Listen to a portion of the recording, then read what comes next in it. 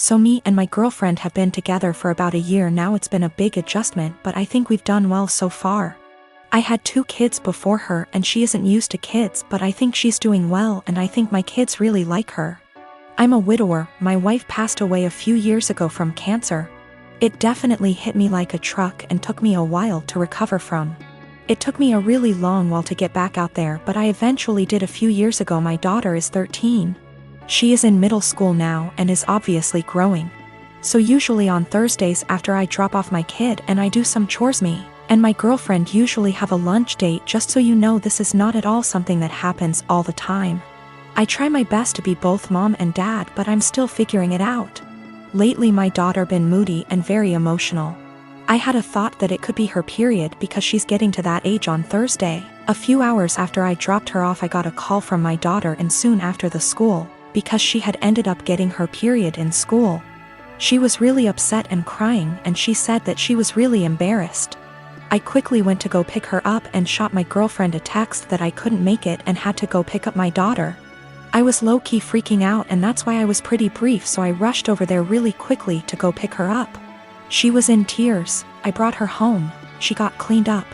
My girlfriend came home while she was in the shower and I explained the situation, but she was still mad. I really wasn't expecting her to be mad. I don't really feel that I stood her up. I still sent her a text.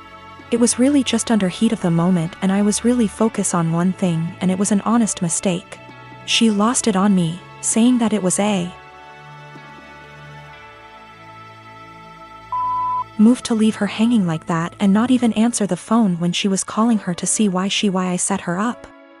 I never received a call from her. If she did, I triple-checked. I said I apologize for that, but I was in a rush to go to the store before I went to go pick up my daughter and I was just focused on one thing.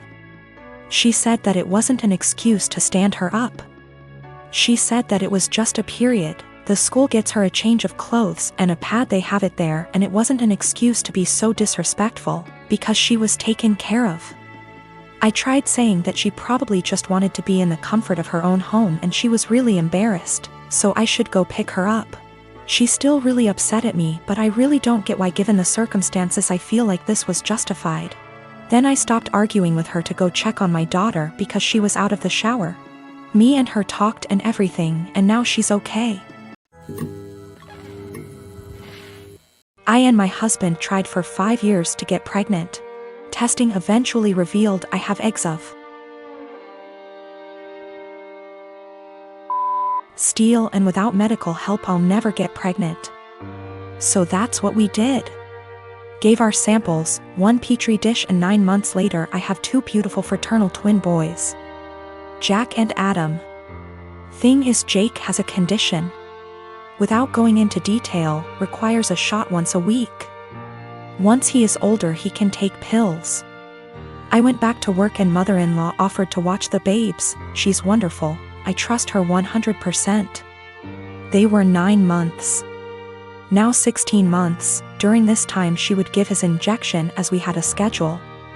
10 a.m. before snack and nap. Worked very well until a month ago when she gave the shot to the wrong kid. Now they may be fraternal, but they look identical. I'll be honest, my husband and I even mix them up sometimes. Everyone does. She immediately noticed her mistake, called 911, and they were transferred to hospital. By the time I got there, Adam had been given the reversal agent and they were both happily sipping on juice, loving the attention. We went home the same night, told to push fluids. He was never in danger. It's a very slow-acting medication that, at worst, would have given him diarrhea in a few days. Mother-in-law was beside herself. I tried to ease her worry, but she refused to babysit, so to daycare they went.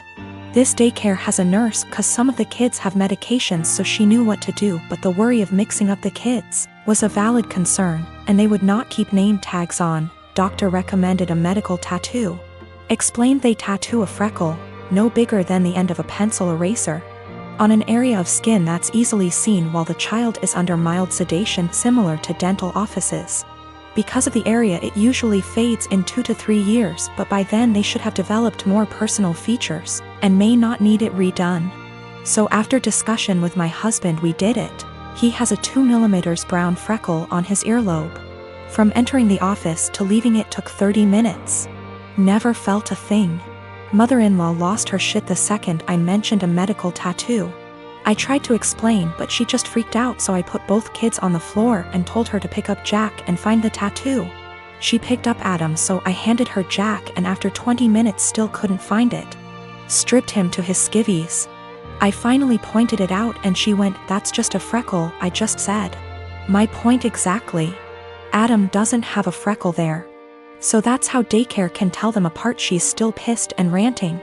Once I explain to others and they fail to find it, they understand, but they still think I went too far in tattooing my child and altering their body. I believe I took the necessary precautions recommended by the doctor, and the tattoo will fade with sun exposure, and as he grows, by the time he's 5 it probably won't even be visible, or it'll just look like a faded freckle. I own a small condo in Orlando. I bought it while working for the Mouse, and my friend Ben lived there with me. Ben's a cook and is rarely home. He has a large room that is accessible from outside, an attached bathroom that locks to the rest of the house. Well, I got a different job, got engaged to my partner, and moved a few hours away. We kept the condo as a place to stay when we visit the parks. And we agreed with Ben that he could continue living there as long as he paid all the utilities and maintained the place. Our friends use it too. They pay a bit for utilities, are told don't bother Ben, and clean before they leave. Between everyone who uses it, we've gotten stuff donated, so it's now a fully stocked vacation home. My immediate family and I have a bad history, but we mended. They've used the condo 3//4x a year. On Monday, Ben got woken up at 2 a.m. by hammering on the main door. My aunt and uncle, their kids, and their grandkids were all there waiting to be let in. I haven't spoken to these people in years after they decided I was the devil's spawn for being gay. They demanded that the caretaker give them the keys. Ben called me. I told him to give them my number, then shut and lock the door and not let them in. My aunt was insistent that my condo was actually owned by my family. It was the family vacation home. And it was against the law to not let them in. I told her no, it was mine, I own it and I let friends and family use it, but I choose who stays there. There was a lot of back and forth and some petty name calling. She said they were here for a week, where were they supposed to go, and I said I don't care. Meanwhile, my partner reported that Ben texted them saying my uncle was attempting to kick in the door. I said tell him to call the police. She hung up on me and Ben said they left. In the morning I got a phone call from my mom trying to convince me to let them stay. We had an argument during which she admitted that she didn't tell people that I owned the property, because she didn't want the rest of our family to know they were in contact with me again. I told her if that's how she wants our relationship to be, then she's no longer welcome. I checked in with Ben and he's okay. Today my aunt sent several texts asking to stay at the house because they hadn't accounted having to pay for a hotel, and they had planned to just buy groceries and use the kitchen. I told her no. She said they were about to be out on the street with their luggage. She called me cruel and heartless and that I was ruining Disney for the kids. That made me hesitate, probably because I worked for the Mouse. I know that particular family line has very little money. Yet I find it hard to believe someone would plan a whole vacation without accounting extra funds for it. But the kids are really young. I'm so furious over the homophobia that it feels like a point of pride to deny them access. My husband and I have been married for 3 years now. I have a daughter, 15 years old, and he has a son, 24 years old. I am friendly with my stepson, but we aren't close. He has a biological mother who is a perfectly fine woman. I'm not here to take the role of his mom. My late husband, my daughter's father, died when my daughter was 6. We both contributed to her college fund. My daughter's paternal grandparents have also contributed a large amount. Right now, the fund has about $180,000. My daughter is extremely bright, and I'm not just saying that because I'm her mom. I truly believe she has the capacity to go to an Ivy League school, and her teachers have said she has the potential as well. And I don't want costs to hold her back. Our income would be too high to get any meaningful financial aid. And while there are a few merit-based scholarships out there that she will be applying to, we don't want to put all our eggs in one basket and hope she gets it when it's so competitive. My current husband and I have separate finances. He doesn't contribute at all to my daughter's fund. My stepson is struggling with a heroin addiction and has stolen money, jewelry, higher loans, and electronics from us for drug money. I understand that addiction is a disease, and I personally paid for an outpatient detox for him, which cost $1,000, which failed. His father then paid for an outpatient rehab program, which cost $6,500, which also didn't work because he barely showed up. He promised us he'd do better next time and he needed another chance. So I split the cost of another $6,500 outpatient rehab program with my husband, which seemed to work during program, but he relapsed as soon as he got out of it. I have spent so much money, time, and energy and it hasn't helped at all. My husband and my stepson want to try a 60-day inpatient rehab program, which will cost $30,000. I had absolutely no idea where they were supposed to get the money for that, considering the thousands and thousands of dollars that were already spent, and the fact that we no longer had anything of value in our house. They want to use my daughter's college fund, which to me is absolutely off limits.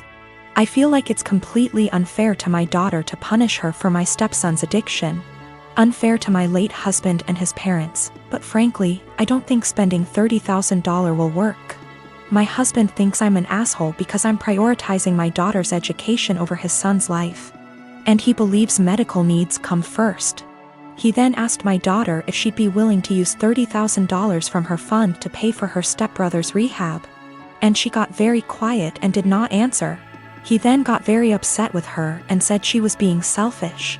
My daughter later told me that she didn't want to give her stepbrother the money, but she felt so guilty. And I am furious at my husband for emotionally guilt-tripping my daughter like that.